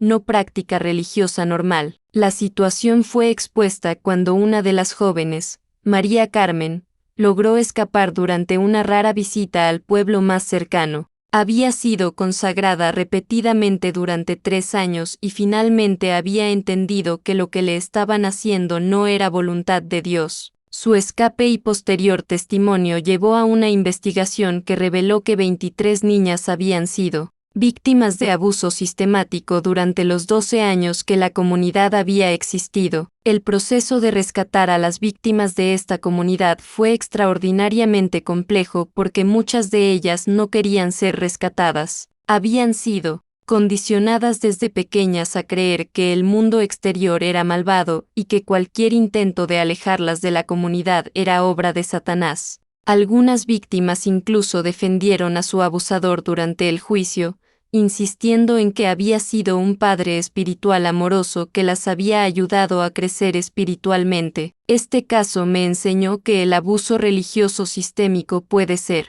aún más devastador que los casos individuales como el del anciano Marcos. Cuando víctimas enteras crecen dentro de sistemas abusivos, su capacidad de reconocer el abuso como tal puede ser completamente eliminada. La rehabilitación de estas víctimas requirió años de terapia especializada para ayudarlas a reconstruir su comprensión básica de lo que constituye comportamiento normal y saludable. Mi experiencia trabajando con estos casos me llevó a desarrollar un programa de entrenamiento para trabajadores sociales y psicólogos sobre cómo identificar y tratar víctimas de abuso religioso sistemático. El programa se implementó en universidades de toda España y posteriormente fue adaptado para uso en otros países europeos. Una de las lecciones más importantes que incluía en este entrenamiento era que las víctimas de abuso religioso a menudo presentan síntomas únicos que pueden ser malinterpretados por profesionales no especializados. Por ejemplo,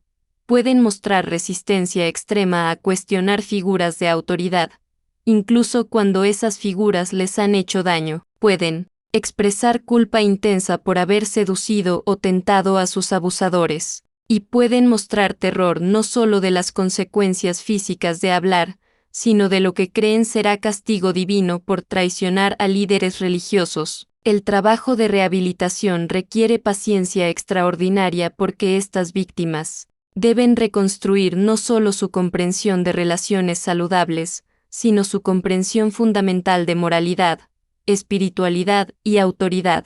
Muchas necesitan años para desarrollar la capacidad de confiar en su propio juicio sobre lo que está bien y mal, independientemente de lo que figuras de autoridad les digan. Durante estos años de trabajo con víctimas de abuso religioso, también desarrollé una comprensión más profunda de por qué había sido capaz de actuar cuando tantos otros no pudieron. No era porque fuera más valiente o moral que otras personas, sino porque mi experiencia de vida me había dado herramientas psicológicas que muchas víctimas no tenían. Había crecido en una familia donde se me enseñó a hacer preguntas, aunque dentro del contexto de creencias religiosas fuertes. Mi padre, a pesar de ser anciano, siempre había valorado el pensamiento crítico y había fomentado el debate familiar sobre cuestiones teológicas complejas. Esta base me había dado la capacidad de cuestionar autoridad religiosa cuando presencié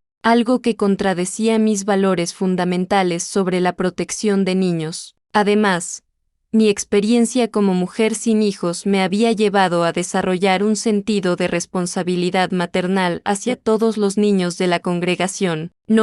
Tenía conflictos de lealtad entre proteger a mis propios hijos y proteger a otros niños. Podía actuar puramente basada en lo que era mejor para las víctimas, sin tener que calcular las consecuencias para mi propia familia inmediata. Mi edad también había sido un factor. A los 45 años, tenía suficiente experiencia de vida para reconocer manipulación cuando la veía, pero aún tenía la energía y determinación para actuar contra ella. Las madres más jóvenes a menudo carecían de la confianza para desafiar autoridades establecidas, mientras que las madres mayores a veces estaban demasiado cansadas o desmoralizadas para emprender una batalla tan difícil. Pero quizás el factor más importante fue que había desarrollado una identidad independiente de mi rol en la organización religiosa. Aunque era una testigo de Jehová devota, también tenía trabajo,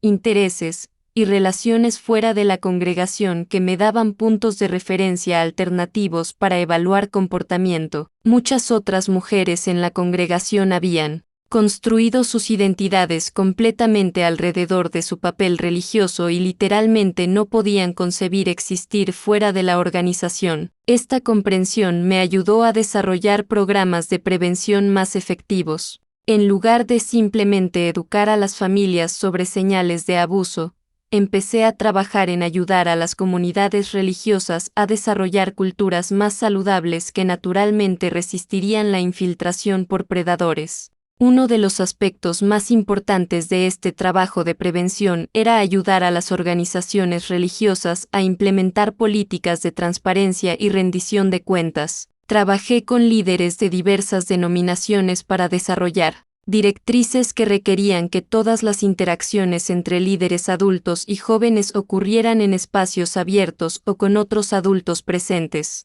También ayudé a establecer protocolos que requerían que cualquier programa de servicio especial o oportunidades misioneras para jóvenes fuera completamente transparente para los padres, incluyendo documentación detallada de todas las actividades, contactos y ubicaciones involucradas. Cualquier programa que requiriera secreto o que desalentara la participación de padres era automáticamente sospechoso. Quizás más importante, trabajé con comunidades religiosas para desarrollar culturas donde hacer preguntas y expresar preocupaciones fuera visto como responsabilidad parental legítima, no como falta de fe o respeto. Muchas organizaciones religiosas habían desarrollado culturas no intencionalmente donde cuestionar líderes era tan desalentado que los padres se sentían culpables por preocuparse por la seguridad de sus propios hijos. Estos esfuerzos de prevención tuvieron impacto demostrable. En los 5 años siguientes a la implementación de estos programas en más de 200 organizaciones religiosas en España,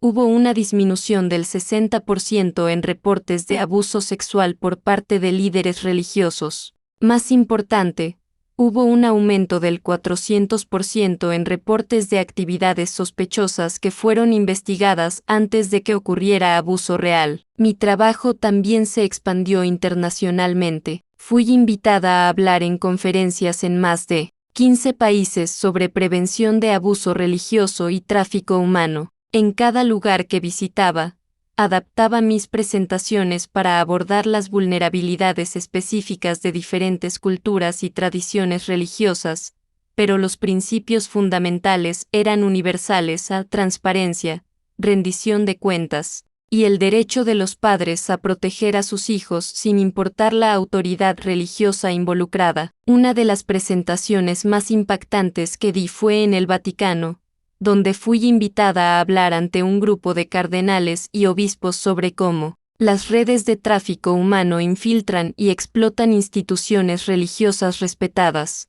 La ironía de estar en uno de los centros de poder religioso más importantes del mundo, hablando sobre la necesidad de cuestionar autoridad religiosa, no se me perdió, pero también fue alentador ver cómo líderes religiosos serios estaban genuinamente comprometidos a proteger a sus comunidades de predadores. Muchos de estos líderes habían tenido sus propias experiencias devastadoras descubriendo que personas en las que habían confiado completamente habían abusado de esa confianza para hacer daño a niños. Un cardenal italiano me dijo después de mi presentación, su historia nos recuerda que nuestra primera responsabilidad no es proteger la institución, sino proteger a los inocentes que confían en nosotros. Cuando perdemos esa perspectiva, nos convertimos en cómplices del mal. ¿Qué pretendemos combatir? Durante estos años de activismo, también mantuve correspondencia regular con las jóvenes que había ayudado a salvar. Ver su crecimiento y recuperación fue una de las partes más gratificantes de toda la experiencia. Cada una había encontrado su propia manera de sanar y contribuir positivamente al mundo. Leticia se había casado con un psicólogo que conoció durante su entrenamiento profesional. Juntos habían establecido un centro de tratamiento especializado en trauma religioso que había ayudado a cientos de supervivientes. Su hija, la bebé cuya foto me había enviado, ahora era una niña de 5 años alegre y confiada que no sabía nada sobre el horror que su madre había enfrentado, pero que se beneficiaba de la sabiduría y fortaleza que su madre había desarrollado a través de esa experiencia. A veces pienso en cómo habría sido mi vida si no hubieras actuado aquel día, me escribió Leticia en una carta reciente. No solo estaría muerta físicamente o destruida psicológicamente, sino que nunca habría desarrollado la pasión por ayudar a otros que ahora define mi vida. De una manera extraña, esa experiencia horrible se convirtió en el fundamento de todo lo bueno que he construido desde entonces. Camila se había especializado en trabajar con víctimas de tráfico internacional y había sido instrumental en establecer protocolos médicos para identificar y tratar supervivientes cuando llegan a hospitales españoles. Su experiencia personal le daba una perspectiva única para entender las necesidades médicas y psicológicas complejas de estas víctimas. Puedo reconocer inmediatamente a una víctima de tráfico religioso, me explicó durante una de nuestras reuniones anuales. Hay algo en sus ojos, una mezcla de terror y confusión que es inconfundible. Saben que algo terrible les ha pasado,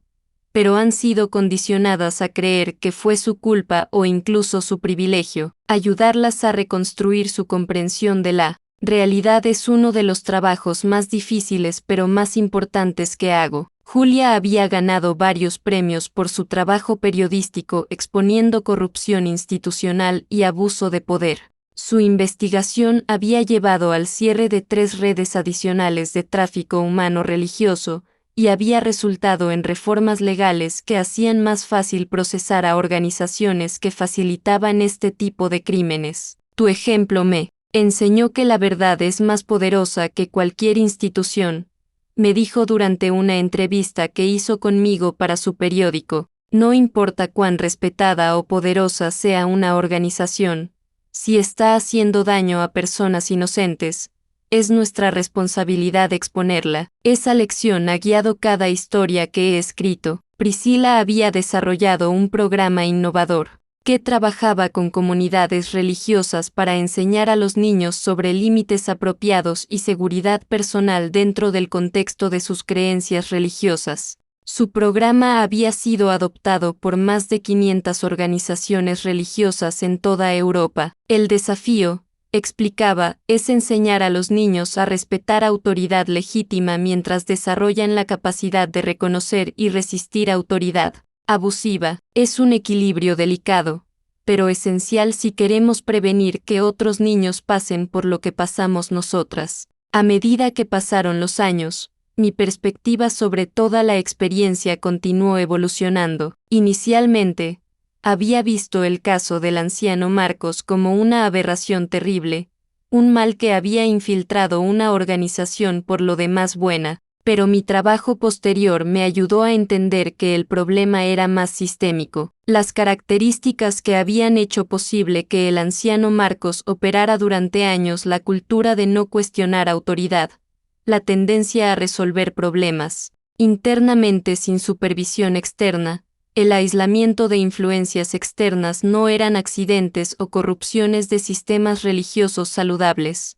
En muchos casos, eran características inherentes de cómo estas organizaciones estaban estructuradas y operaban. Esta comprensión me llevó a un periodo de reflexión profunda sobre mi propia relación con la religión organizada. Aunque había perdido mi fe en la organización de los Testigos de Jehová, había mantenido mis creencias fundamentales en Dios y principios espirituales. Pero ahora me preguntaba si cualquier sistema que requería obediencia incuestionable a autoridad humana era inherentemente vulnerable a este tipo de abuso. Después de mucha reflexión y consulta con teólogos, filósofos y otros supervivientes de abuso religioso, llegué a la conclusión de que la espiritualidad saludable debe siempre mantener un equilibrio entre respeto por la autoridad espiritual y pensamiento crítico independiente. Cualquier sistema que elimina completamente la capacidad individual de cuestionar y evaluar enseñanzas y prácticas crea condiciones perfectas para que predadores operen. Esta filosofía se convirtió en el fundamento del trabajo que hago ahora. En lugar de simplemente exponer organizaciones abusivas después de que el daño está hecho,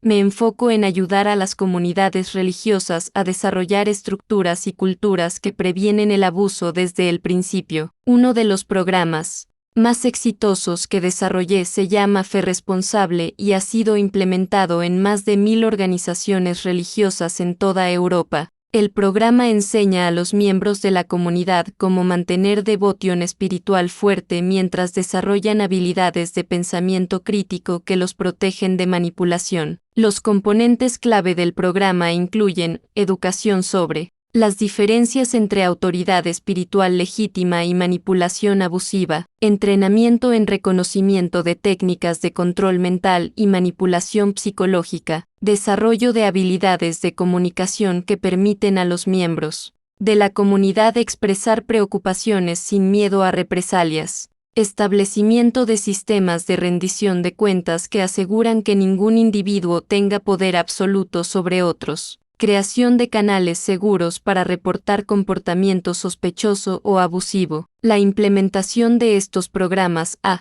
resultado en una transformación notable de las comunidades participantes. Los miembros reportan sentirse más empoderados y seguros. Los líderes reportan relaciones más saludables y auténticas con sus congregaciones, y ha habido una disminución dramática en casos de abuso de poder. Pero quizás más importante, estas comunidades han desarrollado inmunidad natural contra infiltración por redes criminales. Los miembros están educados para reconocer técnicas de manipulación.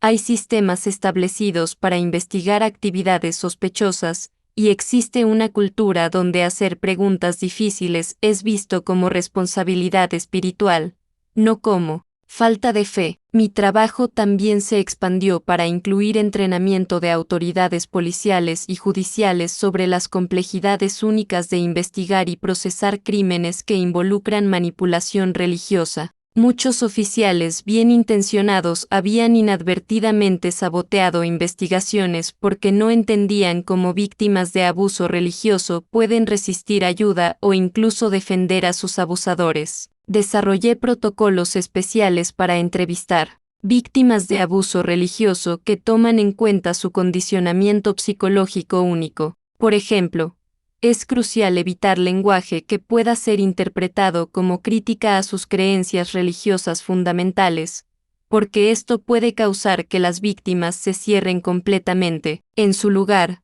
la investigación debe enfocarse en comportamientos específicos y ayudar a las víctimas a entender que es posible mantener su fe mientras reconociendo que fueron victimizadas por individuos que abusaron de autoridad religiosa. Estos protocolos han sido adoptados por fuerzas policiales en 12 países europeos y han resultado en tasas de éxito significativamente más altas en casos que involucran abuso religioso. Las víctimas están más dispuestas a cooperar con investigaciones cuando sienten que sus creencias fundamentales son respetadas, incluso cuando los investigadores están cuestionando las acciones de líderes específicos. Una de las partes más gratificantes de mi trabajo ha sido recibir cartas de padres que han usado las herramientas que desarrollé para proteger a sus hijos de situaciones potencialmente peligrosas. Un padre de Barcelona me escribió: reconocí exactamente el patrón que describiste en tu entrenamiento cuando el nuevo pastor de nuestra iglesia empezó a pedir reuniones privadas con mi hija de 15 años.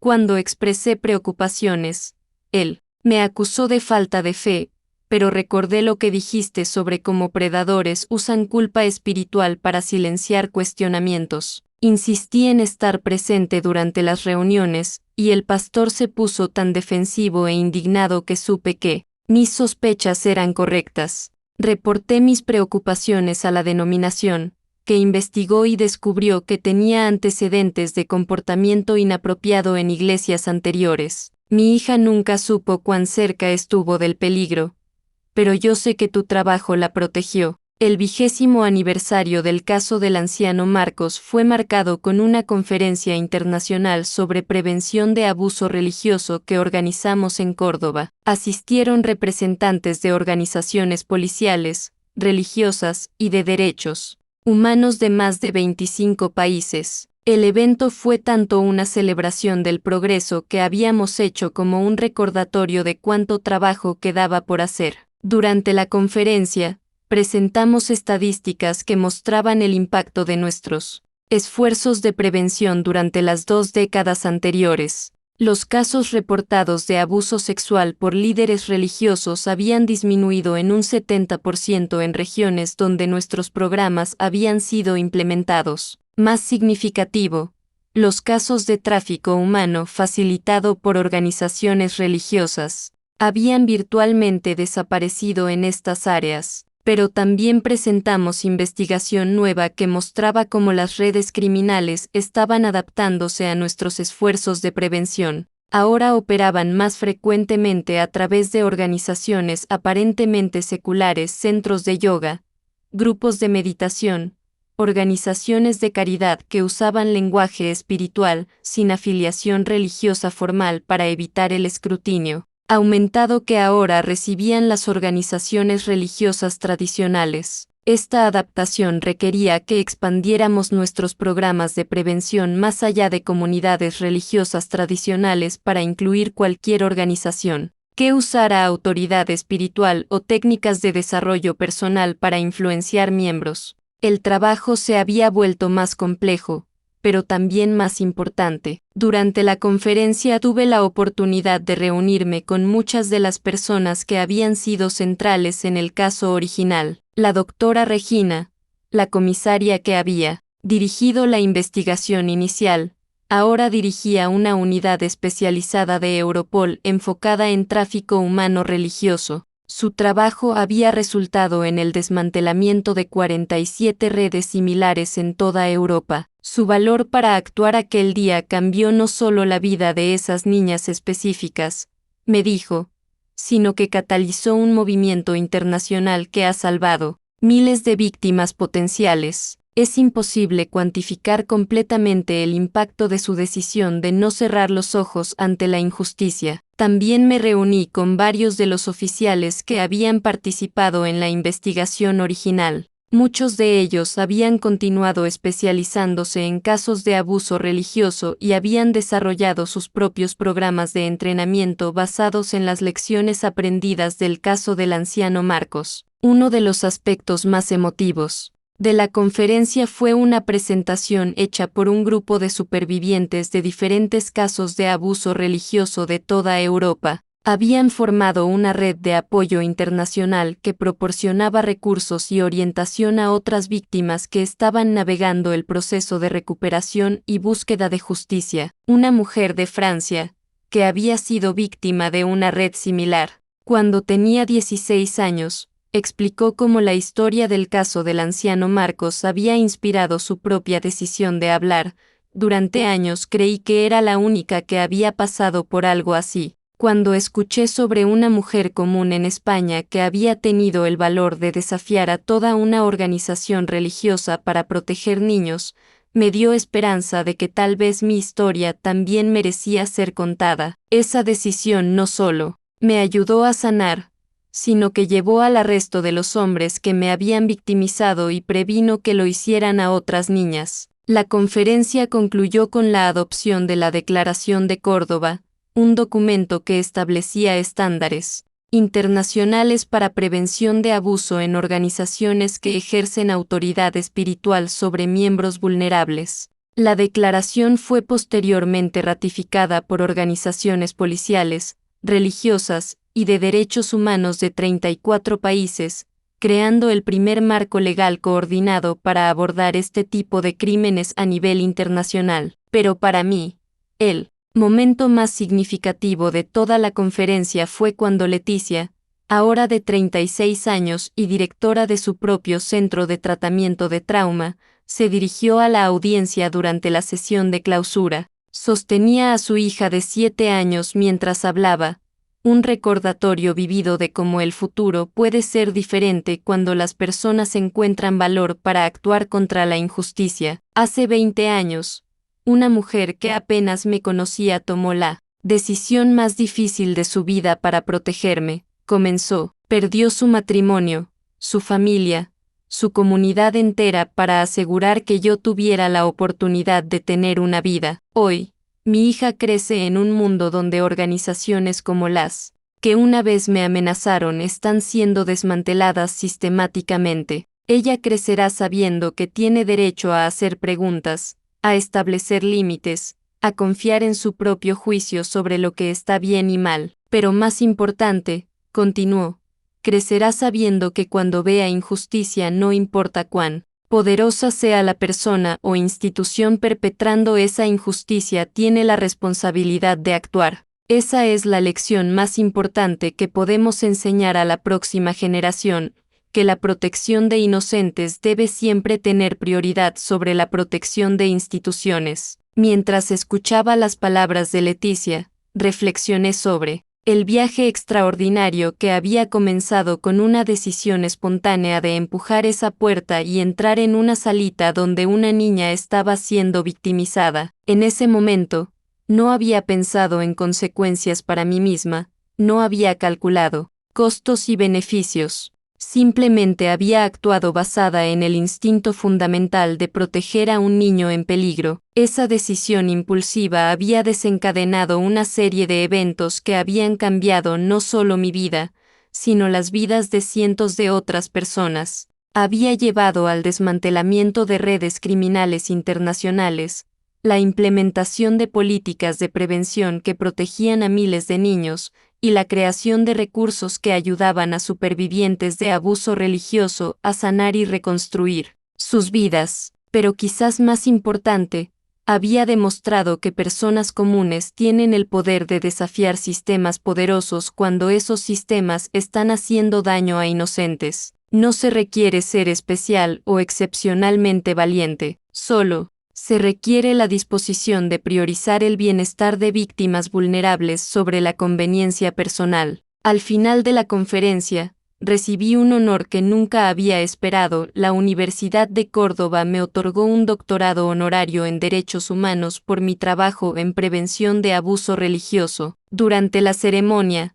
el rector explicó que era la primera vez en la historia de la universidad que otorgaban tal honor a alguien sin educación formal universitaria. Los verdaderos doctorados en derechos humanos no se obtienen en aulas, dijo durante su discurso. Se obtienen en los momentos cruciales cuando las personas eligen defender principios fundamentales de dignidad humana sin importar el costo personal. María obtuvo su doctorado el día que eligió proteger niños inocentes en lugar de proteger su propia comodidad. Aceptar ese honor fue profundamente emotivo para mí, no porque validara mi trabajo, sino porque simbolizaba cuánto había cambiado la percepción pública sobre estos temas. 20 años antes, había sido vista como una mujer perturbada que había hecho acusaciones locas contra un hombre santo. Ahora era reconocida como una defensora de derechos humanos cuyo trabajo había tenido impacto internacional, pero sabía que la verdadera validación de mi trabajo no venía de honores académicos o reconocimiento público, venía de cartas, como la que había recibido la semana anterior de una madre en Portugal. Reconocí las señales que describiste en tu entrenamiento y actué antes de que mi hija fuera victimizada. Ella nunca sabrá cuán cerca estuvo del peligro. Pero yo sé que está segura gracias a tu trabajo. Venía de ver a jóvenes como Leticia, Camila, Julia y Priscila construir vidas plenas y significativas después de haber sobrevivido traumas que podrían haber destruido su capacidad de confiar, amar o encontrar propósito. Venía de saber que redes criminales que una vez operaban con impunidad ahora enfrentaban escrutinio sistemático y resistencia organizada. Después de la ceremonia de doctorado, volví a casa, a mi pequeño apartamento en Córdoba, el mismo donde había vivido, sola después de que Roberto me dejó 20 años antes, pero ahora ya no se sentía como lugar de soledad, sino como un refugio de paz. Era un lugar donde podía reflexionar sobre el camino recorrido y planificar el trabajo que aún quedaba por hacer. Esa noche, mientras miraba las estrellas desde mi pequeño balcón,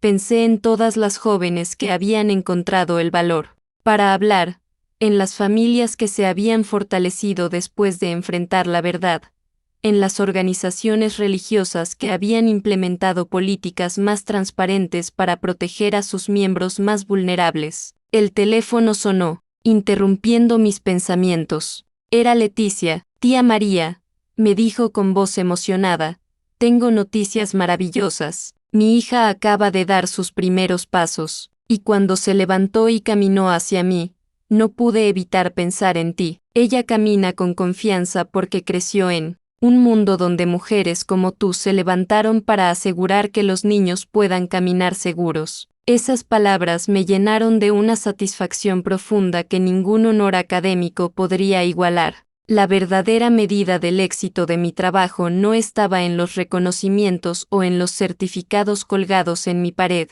sino en esa niña de 2 años que caminaba con seguridad porque su madre había sido protegida, porque un depredador había sido detenido, porque un sistema había sido forzado a cambiar. Leticia, le respondí, esa pequeña camina con la fuerza de todas las mujeres que vinieron antes que ella y que se negaron a quedarse calladas. Camina con tu valor, con el de Priscila, Camila, Julia, y con el de todas las que aún no han encontrado su voz pero que la encontrarán cuando llegue su momento. Después de colgar, me quedé allí en el silencio de la noche cordobesa, sintiendo una paz que había tardado años en encontrar. Había perdido mucho mi matrimonio, mi familia biológica, mi comunidad religiosa, pero había ganado algo mucho más valioso, la certeza de haber vivido con integridad, de haber protegido a quienes no podían protegerse a sí mismos,